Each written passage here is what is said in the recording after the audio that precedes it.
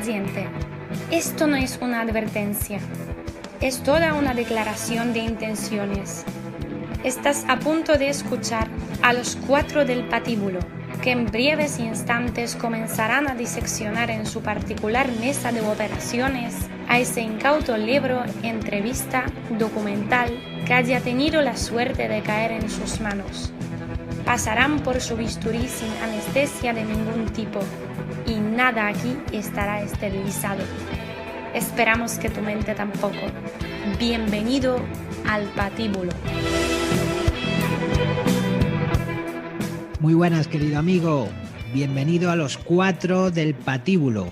Yo soy Juan Carlos Jiménez, abogado en servicios legales PG y profesor de oratoria en oratoriaparaemprendedores.com.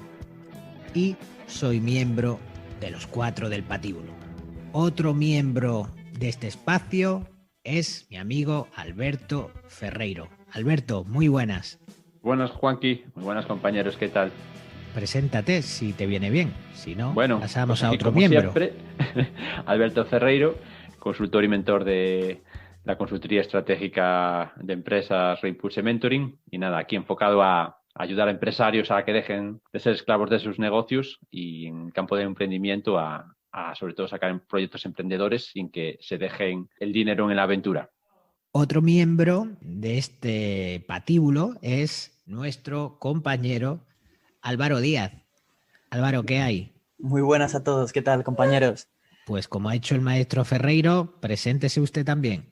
Yo soy ingeniero aeronáutico. Al acabar la carrera me dediqué al campo de la consultoría energética varios años y ahora de vuelta en España más en el tema del, como empresario, ¿no? Intentando sacar adelante un pequeño hotelito que hemos abierto hace poco. ¿Estás puesto en filosofía, Álvaro? Soy inquieto por leer de distintas cosas. A ver qué conversación y qué charla sacamos hoy de aquí. Pues lo que nos diga Fran, a quien saludamos ahora mismo. Fran Lira. Fran, muy buenas, el cuarto miembro del patíbulo. ¿Cómo estás? Muy buenas. Muy bien. Contentísimo, como siempre, de estar aquí otro día más y deseoso de empezar, ¿no? Como siempre, traemos un tema muy interesante. Tras presentarte a la audiencia, descríbenos qué traemos. Bueno, muy rápido. Yo soy Fran Lira, gerente de ventas de gran consumo y también con inquietud siempre por el mundo del emprendimiento. Y el día de hoy traemos la entrevista realizada por el diario El Mundo a Zygmunt Bauman.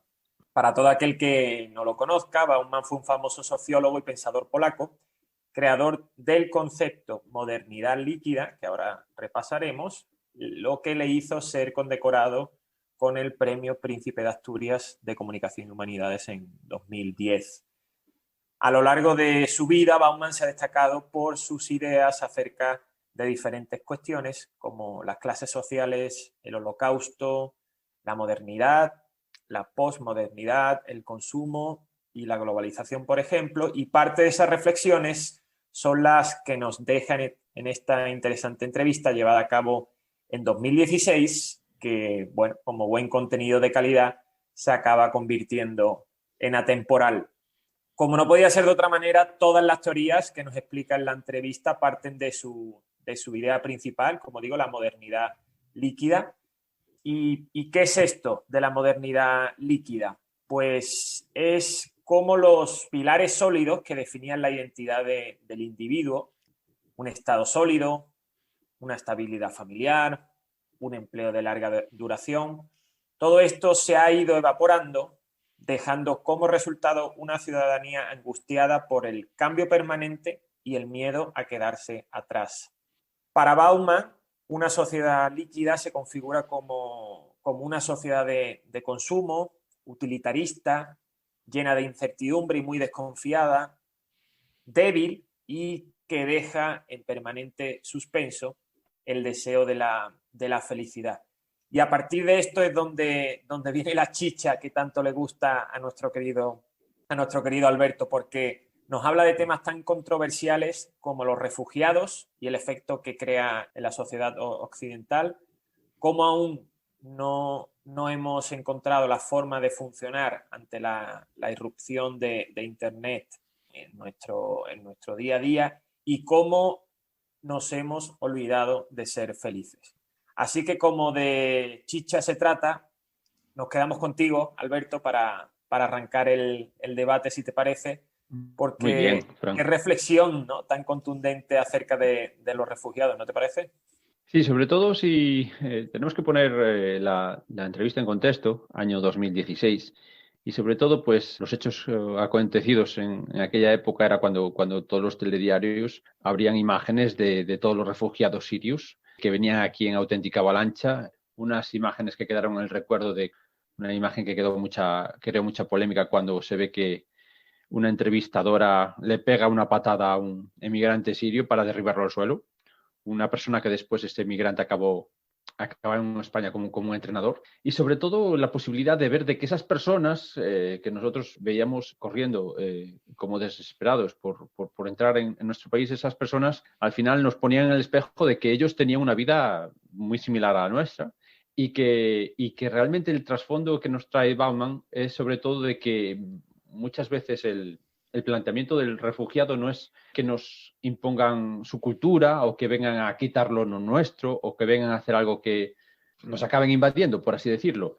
Lo que dice Bauman es que en el fondo, el trasfondo de todo esto es que nos hacen de espejo y lo que agita nuestros miedos más íntimos es que ellos tenían una vida igual que la nuestra y lo que agita el miedo es que nosotros podamos acabar como ellos, llamando a las puertas y corriendo como refugiados hacia otro tercer país. Esto pasa además con el tema sirio y yo en concreto, pues, por ejemplo, he trabajado bastante con gente que ha venido de Venezuela en unas circunstancias también muy excepcionales, que creo que no tienen hoy la condición de refugiados, salvo algún actor político, pero sí que también nos deja de relevancia que aparte de temas bélicos, de cómo esto se puede trasladar a una situación como la de Venezuela, un país increíblemente rico y que, bueno, por una historia que hemos visto nosotros a través de los medios de comunicación en un momento dado, pues ellos también lo han perdido todo. Y yo si tuviera que decir algo respecto a esta experiencia que vi con los venezolanos, a los cuales pues estuvimos dando charlas y conferencias para ayudarles sobre todo a montar aquí empresas, es que ellos nos decían y nos reiteraban muchas veces los discursos políticos que estábamos escuchando aquí, que son exactamente los mismos que oímos aquí en España y alguno de ellos trasladaba su miedo de decir, es que no sois conscientes de lo que tenéis delante de las narices. Sí que en un momento dado sí que decían que nosotros aquí estamos un poquito más salvaguardados por políticas europeas que lo pueden controlar, pero también ellos evidenciaban su miedo. Entonces, pues bueno, creo que aquí podemos resaltar el enfoque de Bauman, que cómo agitan nuestros miedos más internos, pues ver en este caso a una persona que tenía su vida y que se planta aquí con lo opuesto y te está diciendo que en el fondo esto nos puede pasar mañana.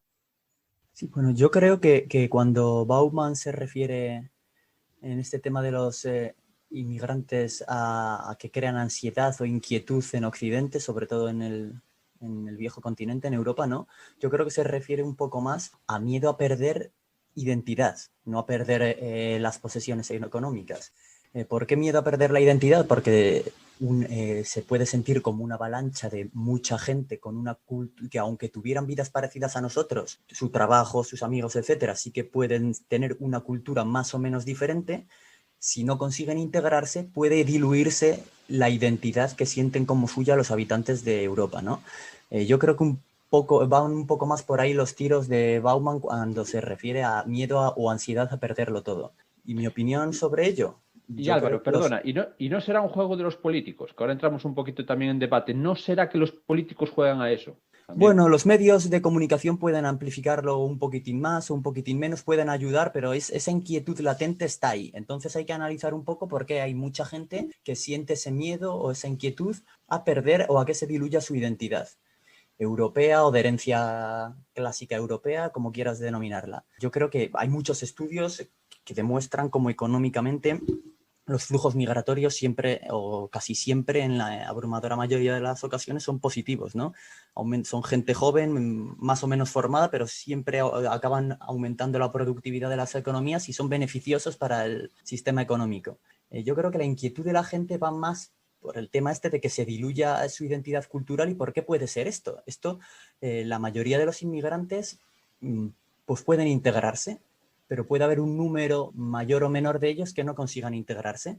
Si el número de inmigrantes que no se integran en las sociedades llega a ser suficientemente grande, podría empezar a haber complicaciones o circunstancias complejas en la sociedad, ¿no? Conflictivas. Un ejemplo muy paradigmático de esto es Francia, ¿no? No el proceso en el que hablaba Bauman en esta entrevista, que era el proceso migratorio desde Siria de 2016, sino uno que ya ha ocurrido y nos podemos fijar en él como un poco más de cómo se ha desarrollado, que es el de Francia. En Francia empezó a tener un crecimiento grandísimo en los años 60, económico, necesitaba mucha fuerza productiva. ¿Y de dónde sacó esta fuerza productiva? Pues de sus colonias, ¿no? De sus colonias que hablaban un francés perfecto, eran gente bilingüe, y la cultura pues más o menos parecida a la suya. Muchos argelinos, muchos tunecinos, mucha gente del norte de África fueron a trasladarse a las fábricas de Renault, a todas las fábricas que necesitaban en aquel entonces fuerza productiva.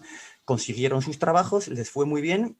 Un poco más adelante, 20 años después, en los años 80, no iba tan bien a la economía francesa. Empezó a haber despidos. Muchos de los más afectados fueron estos que vinieron 20 años antes del norte de África. Se hizo una ley en Francia que fue de reunificación familiar, que permitía traer a todos los familiares, pues de reunificación familiar. ¿Y qué pasa? Que esta crisis económica que golpeó más a los inmigrantes, cuando llegó a la segunda generación o tercera, hubo una masa tan grande de inmigrantes en Francia que ya no se integraban tan bien porque habían perdido sus trabajos y ya no tenían por qué casarse con francesas de Francia, sino que podían entre ellos crear sus propias comunidades. Y ahora mismo nos vamos a las afueras de París, ¿no? Y hay un problema de falta de integración. Entonces la inmigración, este miedo a que se diluya la identidad europea, no tiene por qué darse, pero sí que existe una posibilidad, como ha pasado en Francia, de que si falla la integración, que ya no entro a valorar o a analizar de quién es la culpa, si del inmigrante o del Estado o parte y parte, si falla demasiado la integración, sí que empieza a haber problemas sociales. Entonces, igual que, por ejemplo, que quizá la desigualdad no es positiva, tenemos que luchar contra la desigualdad, porque si hay mucha desigualdad surge conflictividad social, también deberíamos luchar por la misma razón contra la falta de integración de los inmigrantes, ¿no? Que si ocurre va a aumentar la conflictividad social. Ajá, identidad o no, al menos Bauman lo resume en incertidumbre, en que a nadie le gusta la incertidumbre. Y él acuña un término, precisamente en la entrevista, que es extraños. Él los llama extraños a los refugiados porque nos afirma que más o menos tú sabes lo que tus amigos van a hacer, incluso lo que tus enemigos también van a hacer. Pero es que los extraños no son amigos ni enemigos, simplemente son otros. Y es aquí donde se genera esa incertidumbre que a la ciudadanía no le gusta, pero ni en temas de migración, ni de refugiados, ni de nada, ¿no? El otro día analizábamos el tema de Antifrágil y al final volvemos a lo mismo, no es un tema de incertidumbre que como humanos tratamos de evadir porque no nos gusta ese... Pero ¿por qué crees que se les ve como otros? Se les ve como otros yo cuando no están integrados. Si están integrados... Lo cree Bauman. Y porque aparte de no estar cuando tú te refieres a no estar integrado, te refieres a gente que ya está en el país y no se integra. Eso es, claro. Bauman también se refiere a gente que va a llegar a tu país huyendo del suyo. Esos son los extraños que dice Bauman. Y ese es el miedo a la incertidumbre que te genera los extraños. Y esto tiene mucha relación con el trabajo, con el estudio de quien fuera premio Nobel en Economía, Elinor Ostrom, que descubrió que empíricamente que existe un cierto tamaño de comunidad por debajo del cual la gente actúa en términos colectivos. Protege sus bienes comunes como si toda esa unidad fuese racional. Entonces, ella destacaba que esos bienes comunes no podían ser muy grandes, que tenía que ser prácticamente como un club y que de este modo los grupos se comportaban de forma diferente, pero en una escala diferente. Y eso explicaba por qué lo municipal es diferente a lo nacional y también explica cómo operan las tribus. Entonces, eso relacionado con Bauman, que tacha a los inmigrantes como los otros, no en sentido peyorativo, sino para explicar el miedo que le da a los países que reciben a esos inmigrantes esa incertidumbre, ella, Elinor Ostrom, acaba concluyendo que realmente cuando las personas viven en comunidad, protegen mejor sus bienes comunes, crecen, pero a su vez genera un miedo respecto a lo que hay ahí fuera, y esos serían los extraños, ¿no? Y entonces, claro, Fran, yo aquí te querría preguntar, porque en otro programa del Patíbulo, tú sí que has hecho hincapié en eso, en que esto también puede ser producto, este miedo, esta incertidumbre, puede ser producto de un problema de escasez, ¿no? Por el problema de la sobrepoblación y la escasez de recursos. Si tenemos una mentalidad de escasez, tenemos en cuenta estos dos problemas de sobrepoblación, escasez de productos, y que vengan a tu tribu más gente que no trae bienes, sino que tienes que compartir lo tuyo, esto puede radicar aún más en la idea de Bauman, ¿no? Bueno, la escasez, Juanqui, creo que depende de los periodos cíclicos que vive la economía. Álvaro nos ponía el ejemplo antes de Francia, de cuando llegaron estas personas, ¿no? del norte de África, pues en un primer momento, en unas primeras décadas, les fue bien porque la economía en aquel momento marchaba viento en popa y consiguieron hacerse un hueco, pero algunas décadas después, cuando llegó una crisis, pues evidentemente es lo primero que uno se plantea, llegado a ese punto de escasez. Pero creo que el tema de la incertidumbre, Juanqui, es independiente a si hay escasez o no. Es algo intrínseco en el ser humano en la medida que necesitamos tener bajo control el presente y, si me apuras, el futuro. Cuando llega algo que descoloca totalmente esas previsiones, insisto con el tema de antifrágiles, o sea, al final yo cuando leía la entrevista ayer se me venían muchísimos conceptos de ese libro a la cabeza, es cuando realmente nos sentimos amenazados. Y aquí hay un punto también que Bauman se encarga de dejar muy, muy, muy claro, y es el rol tan fundamental y tan negativo que juegan los políticos al intentar exacerbar la ansiedad popular hacia los refugiados. ¿Por qué? Porque hace un tiempo los poderes políticos justificaban su razón de ser por la capacidad que tenían de protegernos colectivamente frente a cualquier amenaza, ¿no? Enfermedades, la pérdida de un hogar. Ahora, sin embargo, el poder político se ve impotente ante las decisiones de los poderes económicos globales, como pueden ser las crisis económicas. Entonces, si un político no nos puede garantizar seguridad frente a estos caprichos del destino, ¿cómo justifica su existencia? Pues muy fácil, generando ansiedad, con ese miedo al extraño, con ese miedo a que la gente venga aquí a comerse nuestro pan, a quitarnos nuestros trabajos. Y yo creo que aquí es una reflexión muy interesante, sobre todo porque lo estamos viendo en muchísimos países de Europa. En la propia entrevista, Bauman habla de Marine Le Pen en Francia, pero creo que rápidamente se nos estará viniendo a la mente algunos otros casos que tenemos más cercanos. Un Dios maldijo la vida del emigrante. Serás mal visto por la gente en todas partes. Serás odiado por racistas maleantes.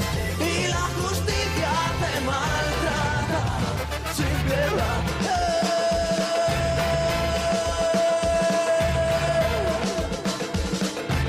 Somos distintos, somos iguales, pero en la calle nadie lo sabe. Pan para todos, tenemos hambre, pero los ricos no lo comparten. Somos distintos, somos iguales.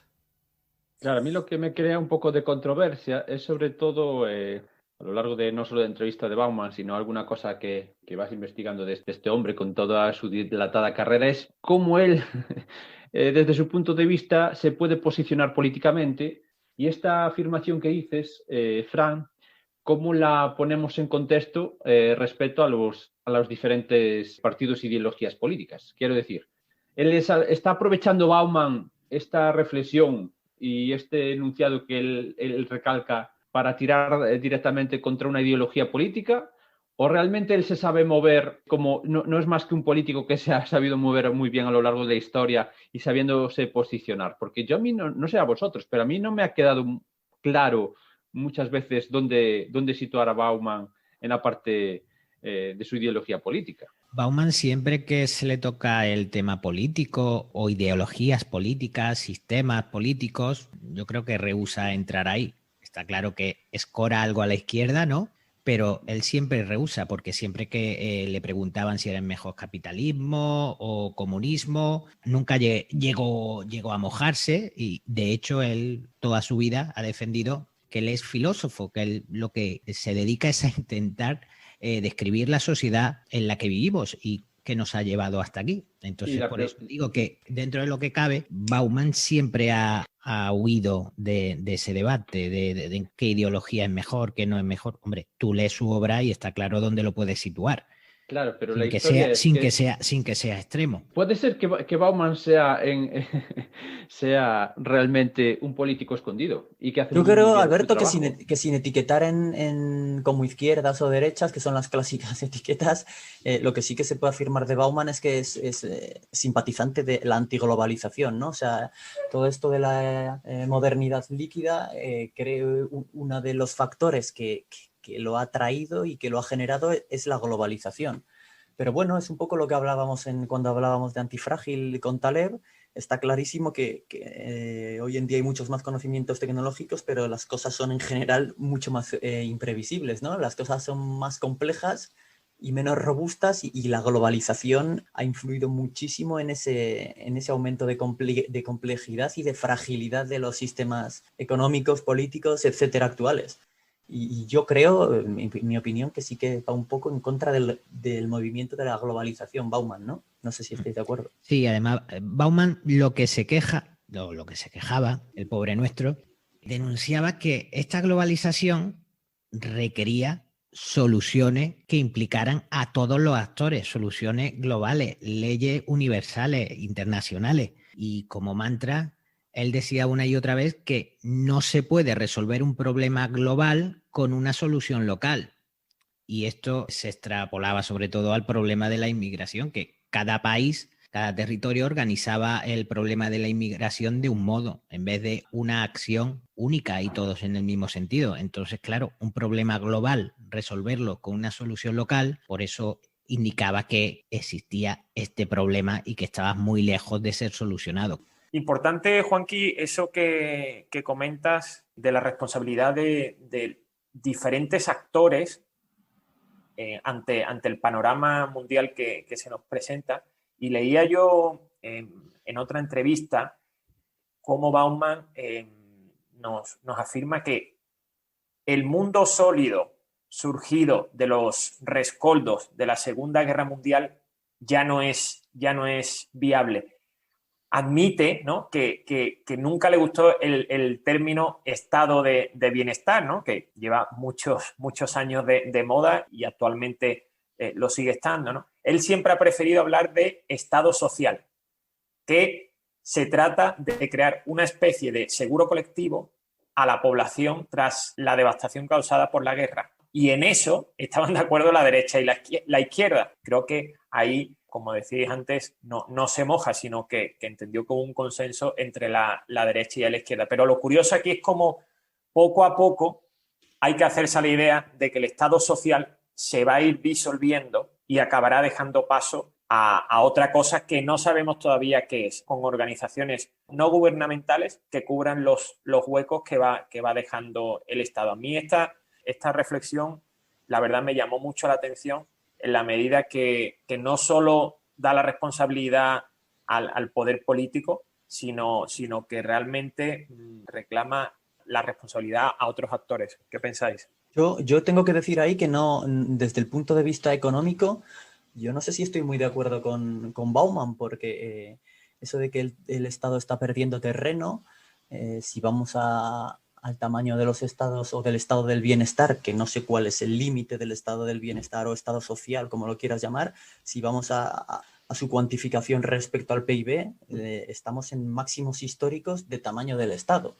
Entonces, eso de que el Estado está perdiendo terreno, no sé si yo lo he malinterpretado, pero no sé exactamente a qué se refiere. Bauman se refería al concepto de Estado-nación. Obviamente, cada vez ese concepto está más debilitado. Claro, pero ¿y ahora qué me decís de China? Llevados al momento actual, por ejemplo. Si nos traemos a un momento actual, creo que si algo que está metiendo miedo, y encima con lo que tenemos encima, es el poder que está teniendo ese Estado-nación ideología que se llama China, que estaba ahí como medio durmiendo, y como quien no quiere la cosa, lo tenemos ahí a los pies, y que no sabemos en estos momentos ni siquiera el poder que tiene. Claro, pero para Bauman, China sería sólido. Sí, China sería algo líquido, lo que hubo antes, algo líquido que se ha ido construyendo a sí mismo con el régimen que ha habido ahí, y son instituciones, y como Estado-nación es algo sólido. Y ahora el mundo, la modernidad líquida, se enfrenta a eso sólido. De ahí el choque cultural. Bueno, ¿y qué queremos? ¿Queremos la seguridad y que venga una China que nos... O sea, imaginaros... Claro, esa es la historia. Nosotros queremos que ahí va el estudio de Bauman. Que estamos dispuestos a dar nuestra libertad. Bauman abogaba por modernidad líquida, no por China, sino todo lo contrario. Claro, y es posible tener las dos, que esa es la historia, porque muchas veces cuando está claro que no pueden convivir las dos juntas. Claro, entonces combinar lo que quiere el Estado chino, sobre todo, y esa fortaleza, esa solidez, con nuestra idea, que ideas líquidas, según Bauman, que para bien o para mal nos han llevado tantos siglos conseguirlas, al final es como volver a ceder y volvernos a meter en un Estado que además, a mí, no sé qué pensáis vosotros de esto, pero por ejemplo en el tema de China, una de las cosas que más miedo da es que no conocemos nada de China prácticamente. Incluso lo hemos visto en un momento actual, de los chinos sabemos lo que ellos quieren que sepamos. Precisamente Bauman decía que en esta sociedad en la que ya estamos más que familiarizados con Internet y que hay un exceso de información, es en la que los individuos más desinformados estamos. Y era una de las críticas que hacía, que él cuando era joven solo tenía acceso a un periódico y algo de radio. Y sin embargo, su sociedad estaba más informada que el conjunto universal ahora mismo, con todos los medios que tenemos disponibles. Lo que tú comentas, no sabemos qué está pasando en China ni qué va a pasar. Claro, y sin embargo, todos los días tenemos, él decía, yo lo escuché decir en una entrevista, tú ves el noticiario, ves el telediario y tienes 30 minutos de duración. Y en esos 30 minutos te están dando 30 noticias distintas, en las que de 30 noticias distintas, 25 te están metiendo miedo. Y ves al día siguiente y ves otras 30 noticias, en las cuales otras 25 te están metiendo miedo. Y sin embargo, estás consumiendo noticias y noticias cada día distintos porque los medios de comunicación requieren esa atención y sin embargo, en lo básico, en lo fundamental, estamos totalmente desinformados. Sin ninguna duda, Juanqui, sin ninguna duda. O sea, finalmente nos encontramos ante una situación que o bien de desconocimiento o bien de conocimiento de lo que nos quieren mostrar, ¿no? Pero no quiero dejar pasar la oportunidad con el ejemplo de China, que puede entenderse como un Estado sólido, pero como un Estado sólido que sigue expuesto a los poderes económicos que no entienden de fronteras. Y me explico. En la crisis de 2008 no fue ajena para nadie, incluso para China. Podéis ver diferentes documentales de cómo China iba creando una infraestructura increíble para atender la demanda creciente del mercado y cómo eso pues quedó traducido en ciudades fantasmas, en fábricas ineficientes. Y lo que quiero decir con esto es lo que Bauman nos habla tanto en la entrevista como en distintas obras, y es que los políticos no tienen ningún poder. Es decir, el Estado cada vez tiene menos poder porque en el mundo globalizado las decisiones las toman estos poderes económicos que no entienden de frontera. Y además nos afirma que el gran reto del siglo XXI va a ser precisamente acabar con el divorcio entre poder y política. Y creo que es una de las principales desventajas que pone sobre la mesa acerca de la globalización, de cómo estas decisiones de los poderes económicos afectan a todos sin importar de qué color sean los distintos gobiernos, y que estamos a merced de estas consecuencias de la globalización. Y si echamos la vista atrás, yo creo que en algo tienen razón, no sé qué pensáis. Sí, aunque a mí me da la sensación un poco que Bauman descarga un poco las causas de estas consecuencias negativas a las macrocorporaciones, ¿no? Como que están quitando poder al Estado, etcétera. Y cuando yo creo que es consecuencia de la globalización. Un Estado, los Estados están perdiendo poder, o no sé. En algunas entrevistas dice Bauman que ni siquiera los estados más poderosos son en muchas ocasiones capaces de hacer cumplir sus promesas. Y yo creo que esto es consecuencia de la globalización. Un estado que quiera tomar decisiones en agricultura, pues si le cambian los precios de importación de otro país o de otros países competidores, lógicamente no tiene control respecto a esos otros factores exógenos. Entonces, este aumento de complejidad del mundo generado por la globalización hace que los estados pierdan el control o tanto control como tenían antes. Pues entonces, como ciudadanía, Álvaro, tenemos que empezar a acostumbrarnos a la incertidumbre. Yo creo que sí, es que hay que abrazar nadie nos va a dar, ¿no? Hay que acostumbrarnos a que la volatilidad, la incertidumbre no tiene por qué ser mala. Claro, pero cuidado, porque creo que las teorías de Bauman cada vez van a cobrar más sentido. Y él, que era contrario a esa globalización, ¿vosotros no consideráis que con este suceder de los acontecimientos cada vez hay mayor sector de la población que está hasta las narices de la globalización? Aunque sea algo partidista, pero en este momento preciso, ¿qué bueno ha traído la globalización?, se puede preguntar un ciudadano. Recordemos que Bauman murió en 2017, que a mí me hubiera gustado pensar qué opina de la pandemia, ¿no? Porque creo que una de las consecuencias más desastrosas, si no la que más, por mucha diferencia, de la globalización ha sido precisamente esta crisis sanitaria. Yo no sé cómo lo veis, pero cada vez la población requiere instituciones más sólidas precisamente porque huye de esa incertidumbre y prefiere lo de antes, aunque fuera malo, que lo de ahora. Yo tengo esa sensación y miremos al Reino Unido. Pero el tema, por ejemplo... Miremos al Reino Unido con el Brexit. ¿El Brexit de qué surge? ¿De qué surge? De movimientos precisamente. Volvemos al primer tema que traíamos hoy al patíbulo, de, oye, básicamente, puestos de trabajo británicos para los trabajadores británicos. Claro, pero por ejemplo, vosotros pensáis hoy por hoy, siendo sensatos y mirando un poquito la trayectoria de la humanidad, ¿vosotros pensáis que se puede parar esto de la globalización? Es darle un botón. Ahí es como, no sé, Alberto, yo cuando digo algo... Alberto, no es que se pueda parar, es que en el Reino Unido el movimiento es antiglobalización, el del Brexit. Claro, yo creo que se está derrumbando un poco los organismos multilaterales, ¿eh? ¿Ves? Está en crisis la OTAN. La ONU está perdiendo un poco su sentido. Están encerrándose en sí mismos muchos estados. Estamos volviendo a esa solidificación de esas instituciones. Claro, pero hay una cosa que movimientos que abogan por volver al Estado clásico, al patriotismo. Eso sí, es los nacionalismos.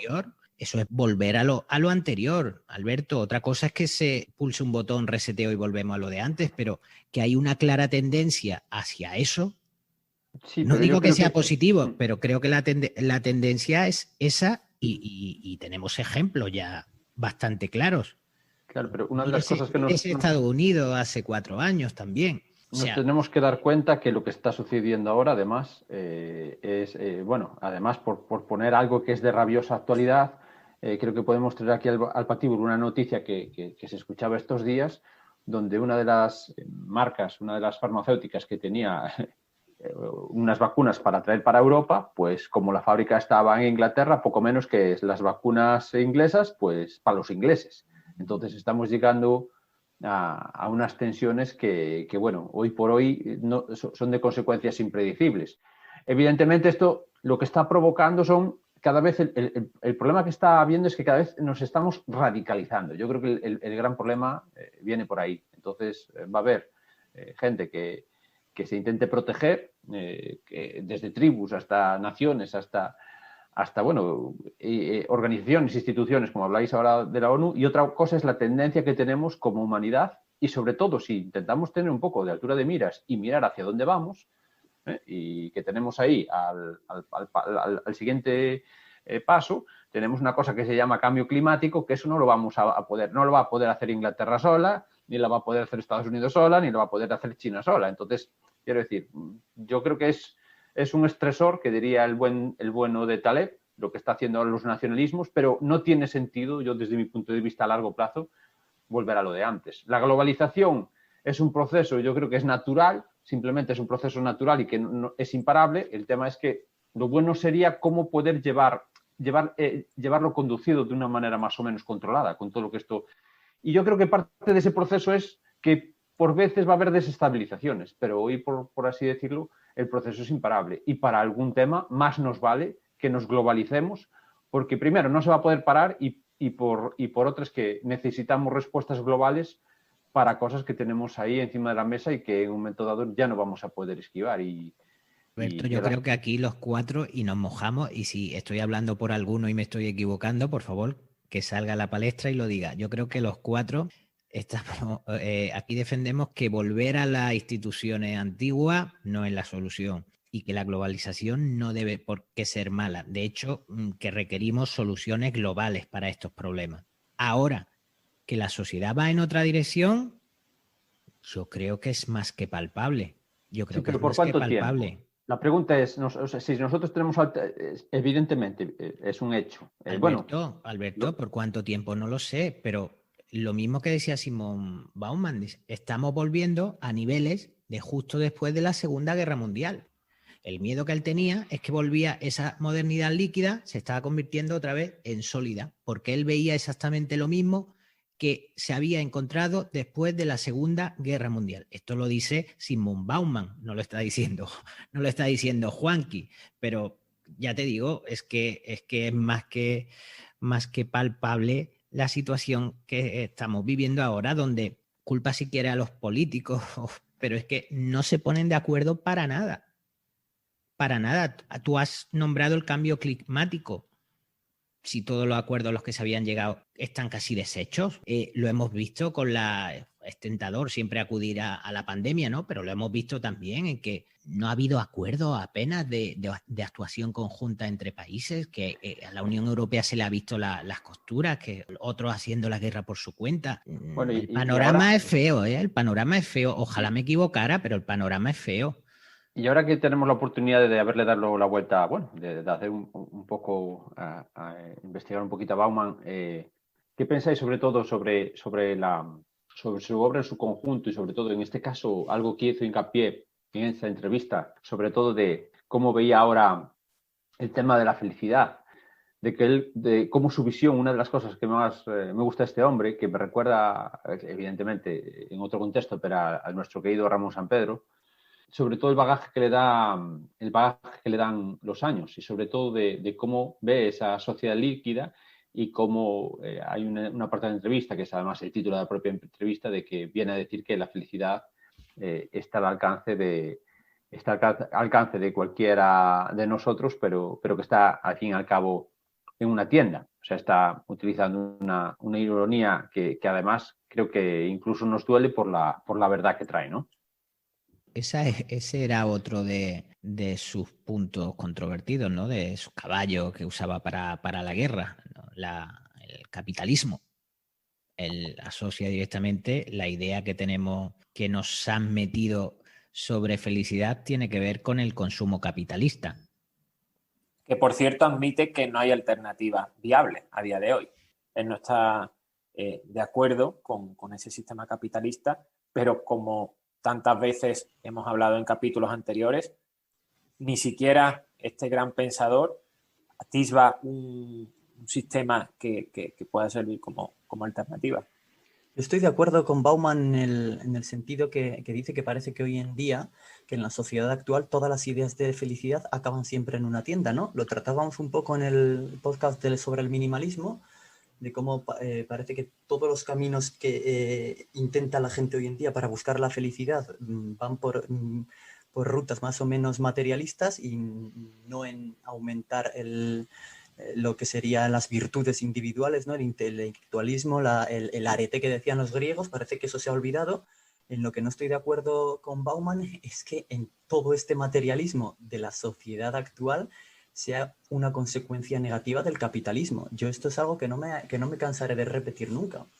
El capitalismo proviene del término es un sistema de organización económica en la que los factores de producción son privados y se necesita acumulación de capital para aumentar la productividad. Esta acumulación de capital viene de un proceso de ahorro. O sea, un concepto clave en el capitalismo es el ahorro, no el consumo.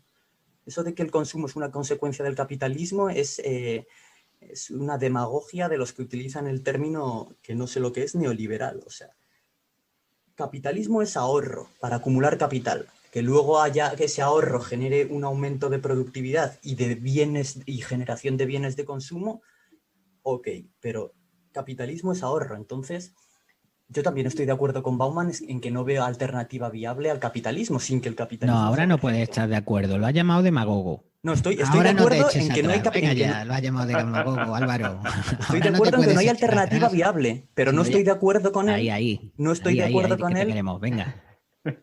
Estoy de acuerdo con él en que no veo alternativa viable al sistema de organización capitalista, o sea, económico capitalista actual. En lo que no estoy de acuerdo es en que, en que el materialismo de la sociedad actual sea una consecuencia del capitalismo. Y ya que estamos en este punto, parece que ni Bauman ni nosotros sabemos cómo salir de esta situación actual. ¿Qué os parece si animamos a los oyentes del programa a que participen y vosotros mismos darle vuelta a la cabeza, compañeros, e intentemos ayudar a la obra, que la obra de Bauman sea completa? ¿Y cómo podemos cambiar esto? ¿Cómo esta idea de felicidad acabe siempre en una tienda? ¿Cómo podríamos cambiar eso? ¿Os parece, compañeros, que dejemos nuestras redes sociales disponibles para continuar con este debate y nosotros mismos le demos 2 vueltas o 3 a esto y que esta charla sea más enriquecedora? Perfecto. Si no os parece, me lo decís. No, genial. Álvaro, Se trata de pensar. Álvaro, ¿te parece demagogia que yo invite al resto de oyentes a que opinen? Perfecto. Muy bien, compañeros, nos despedimos de nuestros amigos oyentes. Y lo dicho, ahí están las redes sociales, ahí están las plataformas de escucha para que nos dejen sus comentarios, nos digan qué les parece este patíbulo en particular, el programa en general, y nosotros nos vemos pronto. Con muchas ganas, como Perfecto. siempre. Un saludo a todos. Un abrazo muy grande. Nos vemos Hasta la próxima. Adiós.